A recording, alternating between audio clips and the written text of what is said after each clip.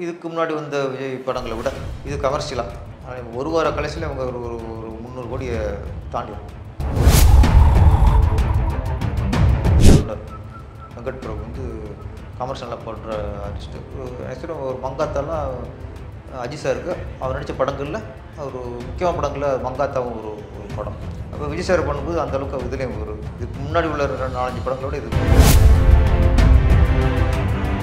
உங்களுக்கு சினிமாவை திறந்துட்டு தான் அரசியல் போகணும் சாதிக்க முடியுறதுலாம் இல்லை. உங்களுக்கு சினிமா கவர்ச்சி சினிமா புகழ் தான் விஜய் சாரோட பலம். அதான் அரசியலோட அஸ்திவாரமே உங்களுக்கு எதுனா சினிமாவுடைய புகழ் தான்.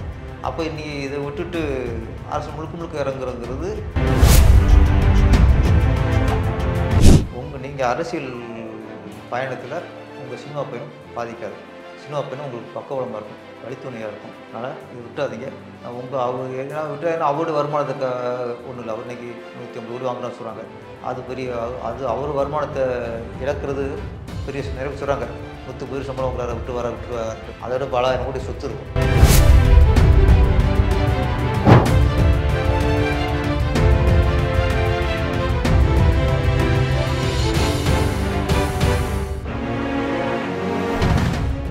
அன்பு நேயர்களுக்கு வணக்கம். இன்று நம்மளுடைய நிகழ்ச்சிக்கு இயக்குனர் திரு பேரரசு அவர்கள் இணைஞ்சிருக்காங்க. சார் வணக்கம் சார். வணக்கம். நல்லா இருக்கலாம்? நல்லா இருக்கேன் சார். நீங்கள்?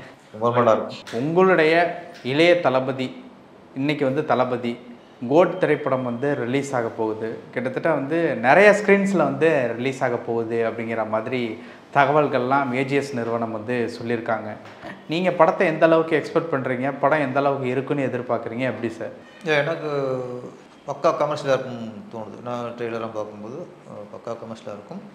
இதுக்கு முன்னாடி வந்த விஜய் படங்களை விட இது கமர்ஷியலாக என்டர்டெயின்மெண்ட்டாக இருக்குங்கிறது என்னோட ஒரு கணிப்பாக இருக்குது. ஏன்னா நம்ம இயக்குனர் வெங்கட் பிரபு வந்து கமர்ஷியலாக பண்ணுற ஆர்டிஸ்ட்டு ஒரு மங்காத்தாலாம் அஜித் சாருக்கு அவர் நடித்த படங்களில் ஒரு முக்கியமான படங்களில் மங்காத்தாவும் ஒரு ஒரு படம்.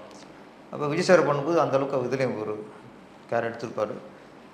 அப்புறம் டியூயல் ரோலில் இப்போ வந்து இப்போ நிறைய படம் விஜய் சார் பண்ணியிருக்காரு. மேக்ஸிமம் டிஃப்ரெண்ட் இருக்காது. ஒரு 2 விஜய்னா 2 ஒரே மாதிரி தான் இருப்பாங்க. மேக்ஸிமம் டிஃப்ரெண்ட் இருக்காது. ஆனால் இதில் வந்து அந்த யூத் விஜய் வந்து டிஃப்ரெண்ட்டாக இருக்குது. அந்த ஒரு அறிமுக காலத்தில் உள்ள அது ஃபேஸ்லாம் கொண்டு வந்திருக்காங்க. அது ஒரு ஸ்க்ரீனில் பெரிய ஸ்க்ரீன் பார்க்குறதுக்கு ஒரு ஆர்வம் வந்திருக்கு. அது மாதிரி ஃபேன்ஸுக்கெலாம் அந்த யூத் விஜயை பார்க்கணுங்கிறது இருக்குது. அப்பா பையனாங்கிறது ட்ரெயிலர் தெரிஞ்சிருக்கு. அதில் கண்டிப்பாக ஒரு நிறைய எதிர்பார்ப்பு இருக்குது.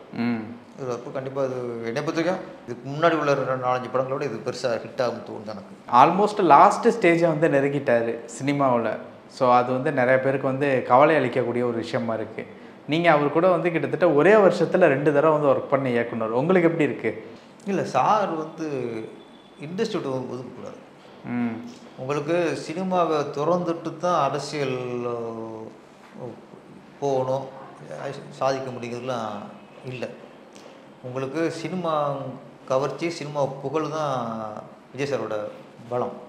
அதான் அரசியலோட அஸ்திவாரமே உங்களுக்கு எதுனா சினிமாவுடைய புகழ் தான். அப்போ இன்றைக்கி இதை விட்டுட்டு அரசு முழுக்க முழுக்க இறங்குறங்கிறது அது என்னை பொறுத்த வரைக்கும் எனக்கு ஒரு தவறான முடிவு தான். புரட்சித்தலைவர் எம்ஜிஆர் அவர்லாம் கடைசி வரைக்கும் எலெக்ஷன் போயிட்டு அவர் முதலமைச்சர் கேண்டிடேட்டாக நிற்கிறாரு. அப்பவும் கையில் 3 கூட இருந்துச்சு. அப்போ ஜெயிச்சிட்டார். ஜெயிச்சுட்டு நாளைக்கு பதவியேற்பு. நைட்டு விடிய டப்பிங் பேசுகிறார். மதுரைமுட்ட சுந்தரபாண்டியன் டப்பிங் பேசிட்டு முடிச்சுட்டு அப்படியே போய் தான் பதவி ஏற்கார். அந்த நேரத்தில் 2 படம் உன்னை விட மாட்டேன், மக்களின் பக்கம், இது மாதிரி படம் கையில் இருக்கு. ஆமாம். அப்போ கடைசி வரைக்கும் அவர் நடிச்சு தான் இருக்கார். சிஎம் ஆகிட்டார்ல, சிஎம் ஆகிட்டார். அப்புறம் இறக்குற வரைக்கும் அவர் தான் சிஎம். அதனால் இன்னும் படத்தை விட்டு ஷூட்டிங்கு போனால் டிஸ்டர்பெல்லாம் இல்லை. உங்களுக்கு என்னை பொறுத்த வரைக்கும் விஜய் சார் பொறுத்த வரைக்கும் அது அவர் தெரியாத ஒன்றும் இல்லை. நான் ஒரு ஒரு பொதுமக்கள் ஒருத்தனா அப்படிங்கும்போது நீங்கள் அரசியல் பயணத்தில் உங்கள் சினிமா பயணம் பாதிக்காது. சினிமா பயணம் உங்களுக்கு பக்கபலமாக இருக்கும், வழித்துணையாக இருக்கும். அதனால் இது விட்டாதீங்க. அவர் ஏன்னா அவருடைய வருமானத்துக்கு ஒன்றும் இல்லை. அவர் இன்றைக்கி 150 கோடி வாங்கினான்னு சொல்கிறாங்க. அது பெரிய அது அவர் வருமானத்தை இழக்கிறது பெரிய நிறைய சொல்கிறாங்க. 100 சம்பளம் வாங்குறாரு, விட்டுருவாருன்ட்டு. அதோட பல 1000 கோடி சொத்து இருக்கும். இதுக்கப்புறம் இது சம்பாதிச்சு தான் சொத்து சேர்க்கணும்னு அவசியம் இல்லை. ஆனால் ஒரு விஜய் சார் படம்னா அதில் எத்தனை தொழிலாளர்கள் வேலை இருக்குது, எத்தனை டெக்னீஷியன் பிழைக்கிறாங்க, எத்தனை தியேட்டருக்கு வருமானம் இருக்குது. முக்கியமான சொல்கிறேன், கவர்மெண்ட்டுக்கு வருமானம். இன்றைக்கி வந்து விஜய் சார் வந்து 150 கோடி சம்பளம் வாங்குறாருன்னா கண்டிப்பாக டேக்ஸி அவர் வந்து ஒரு 30 கோடி கட்டி ஆகணும். ஃபஸ்ட்டு அவர்லேயே 30 கோடி போயிடுது. அப்புறம் ப்ராஜெக்டு, பட்ஜெட்டு, அதில் எத்தனை நடிகர்கள், எத்தனை ஜூனியர் ஆர்டிஸ்ட்கள், இது ஏற்பட்டது. ஒரு ஒரு மிகப்பெரிய ஒரு தொழிலாளருடைய வருமானமும் அதில் பாதிக்கப்படுது. விஜய் சார் வருமானம்ங்கிறது நான் சொல்ல அது விஷயம் இல்லை. இதெல்லாம் மனசில் கொண்டு இன்னைக்கு வருஷத்துக்கு ஒரு ரூபா அடித்தாலும் அதில் 1000 பேர் பிழைக்கலாம். எங்கள் சினிமாக்காரன், எங்கள் சினிமா தொழிலாளர்கள். ஆமாம், அது கொஞ்சம் இந்த 1000 பேர் மனசில் வச்சுக்கிட்டு நீங்கள் சொன்ன நடிங்கிறது என்னுடைய வேண்டுகோள். விஜய் சார்கிட்ட கடைசியாக எப்போ பேசுனீங்க அந்த ஒரு விஷயம்? நான் ஒரு 8 மாதம் மேலே இருக்கும். சின்ன பக்கத்தில் ஃபோனில் பேசுவோம். நேராக சந்திச்சு ஒரு 2 வருஷம் இருக்கும், 2 வருஷத்துக்கு மேலே இருக்கும்.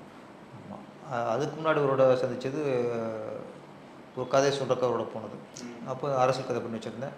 இப்போதைக்கு அரசியல் வேணாம் அப்படின்னாரு, வேறு கதை பண்ணலான்னாரு. அப்புறம் அது பாட்டு அப்படியே கொஞ்சம் டச் விட்டு போச்சு. பேசும்போது இந்த மாதிரி அரசியல் சம்மந்தப்பட்ட விஷயங்கள்லாம் பேசியிருக்கீங்களா? நேரம் பேசுவோம். அப்போ அவர் பொதுவாக கேட்பார், நாட்டு நாடு எப்படி இருக்குது, இவங்களுக்கு அப்படி இருக்குது, ஜெயலலிதா இறந்ததுக்கப்புறம் ஏடிஎம்கே பொசிஷன் எப்படி, அதை பொதுவாக பேசுவார். நான் அப்போ பொதுவாக பேசும்போது நம்ம அரசியல் போகிறோன்னு நினைக்கிறேன். பொதுவாக கேட்டுக்கிறான்னு நினச்சோம். அது பின்னாடி இவ்வளோ காரணங்கள் ஒரு அரசியல் போகிற அந்த ஐடியாவில் தான் ஃபுல்லாக கேட்டுருக்காரு. அப்போ தெரியுது நம்மளுக்கு. ஓவராலாக பார்க்கும்போது சும்மா ஒரு அப்ராக்சிமேட்டாக சொல்லுங்கள், கோட் படத்தினுடைய கலெக்ஷன் எந்த அளவுக்கு இருக்கும்? இல்லை, உங்களுக்கு ஒரு எதிர்பார்ப்பு ஜாஸ்தியாக இருக்குது. அப்போ எதிர்பார்ப்பு படிக்கும்போது உங்களுக்கு ஒரு வார கலெக்ஷன்லேயே மேக்ஸிமம் வந்து ஒரு 300 கோடி 400 எடுத்துருவாங்க. உங்களுக்கு அது பட்ஜெட்டாக இருக்கும். ஆமாம், அதுக்கப்புறம் வரது உங்களுக்கு லாபமாக இருக்கும். ஆனால் ஒரு வார கலெக்ஷனில் அவங்க ஒரு 300 கோடியை தாண்டிடும். 400 கோடி தாண்டிடும் ஒரு வார கலெக்ஷன். ஆமாம், ஓரளவு பார்த்தா ஒரு 500 கோடி வர்றதுக்கு வாய்ப்பு இருக்குது. ஆமாம், படம் நல்லா இருந்துச்சு, எக்ஸ்ட்ரா இருந்துச்சுன்னா அப்புறம் கூடும். இதுக்கு மேக்ஸிமம் 500 கோடி கேஷில் தட்டிட்டு வரும். ஒரு 500 கோடி கன்ஃபார்ம் அப்படி கன்ஃபார்ம் சார். நிறைய விஷயங்கள் பேசணும். உங்கள் நேரத்துக்கு ரொம்ப நன்றி. ரொம்ப நன்றி.